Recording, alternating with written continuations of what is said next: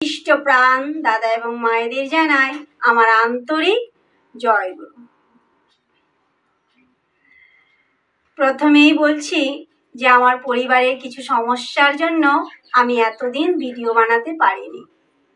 যারা আমার ভিডিও দেখতে ভালোবাসে তাদের কাছে আমি ক্ষমা চাইছি। তা কদিন আগে এক মায়ের বাড়িতে মাতৃ সম্মিলন হয়েছিল, সেখানে আমি গিয়েছিলাম। তখন সেখানে একজন বৃদ্ধা মা তার জীবনের একখানি বাস্তব ঘটনা বললেন। পরম দয়াল শ্রী ঠাকুরের এত দয়া তা সেই মায়ের গল্পের মাধ্যমে বোঝা যাচ্ছিল। সেখানে উপস্থিত থাকা প্রত্যেকেই সেই মায়ের বাস্তবিক ঘটনাটি শুনলেন এবং নিজের চোখের জল আটকাতে পারছিলেন না। সেই গল্পটি এতই মন ছুঁয়েছে যে মনে হয় সবার কাছে বলি ওনার এই বাস্তবিক ঘটনা। একজন বৃদ্ধা মা, ওনার বয়স হবে প্রায় 65। ওনার বাড়ি করিমগঞ্জ। ওনার স্বামী নেই, ওনার ছেলে আছে। ছেলে সদ্য বিবাহ করেছে।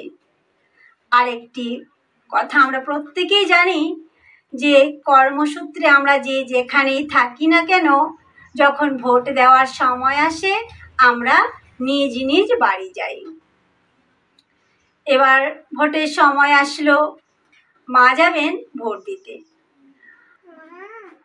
এবার তারা করিমগঞ্জের উদ্দেশ্যে রওনা দেবেন।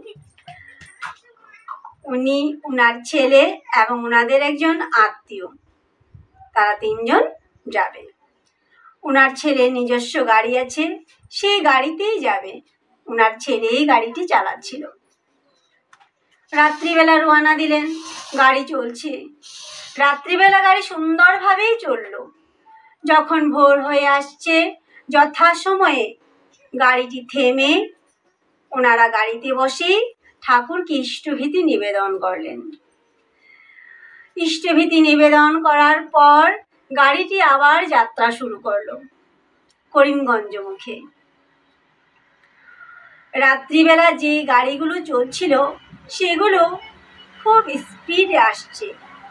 তখন একটি ট্রাকের সাথে ওনাদের গাড়িটি ধাক্কা লেগে যায়। ধাক্কা লাগায় ওনাদের গাড়িটির মুখ খুঁড়িয়ে গেল আর গাড়ির ব্রেক ফেল হয়ে গেল। গাড়িটির ব্রেক ফেল হওয়াতে গাড়িটি উল্টো পাল্টো ছুটছে। জানালা দিয়ে লোকজন দেখছে, কারণ কারো হাতেই কিছু নেই। যদি কোথাও আগুন লাগে দমকল ডাকা হয় আগুন নেভানোর জন্য। যদি কারো অ্যাক্সিডেন্ট হয়ে যায় তাকে চিকিৎসার জন্য নিয়ে যাওয়া হয়। কিন্তু এবার কারো হাতেই কিছু নেই, সেই গাড়িটি ছুটছে উল্টো পাল্টো। এবার প্রত্যেকের জীবনেই সংকটময়, কিন্তু একজন মা, উনি শুধু ওনার সন্তানের কথাই ভাবেন। সেই মাও ছেলের জন্য ভাবছেন কিভাবে ছেলের জীবন রক্ষা পাবে। সদ্য বিবাহিত বউ বাড়িতে, উনি উনার ভেতর আকুল বিকুল করছে ছেলের প্রাণের জন্য। কারণ এই পৃথিবীতে সকল মাই, তা মানুষই হোক, পশু পাখি জীবজন্তু, সকলেই সন্তানের জীবনের জন্য আকুল বেকুল করে। সেই মাও করছেন। গাড়িটি এবার উল্টো পাল্টো ছুটছে। একটা ট্যাঙ্কারের সাথে ধাক্কা লাগবেই। সেই মা ছিলেন ইষ্টপরায়ণ লোক।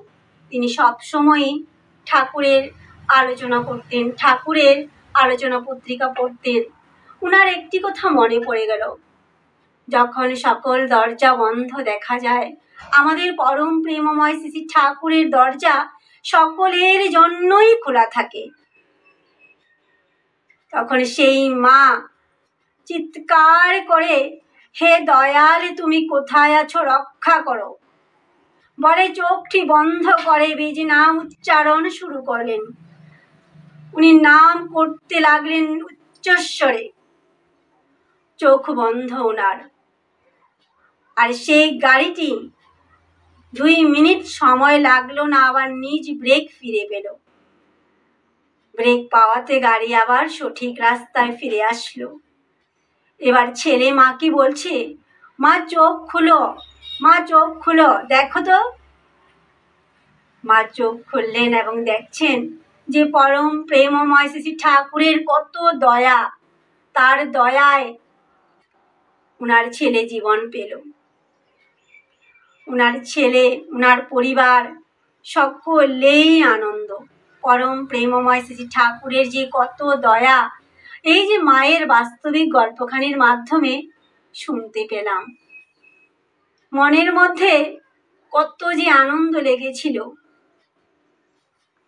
যদি তোমাদের এই বাস্তবিক গল্পখানা ভালো লাগে তাহলে প্লিজ আমার চ্যানেলটিকে সাবস্ক্রাইব করে দিও এবং একটা লাইক করে দিও। সকলকে আমার জয় গুরু।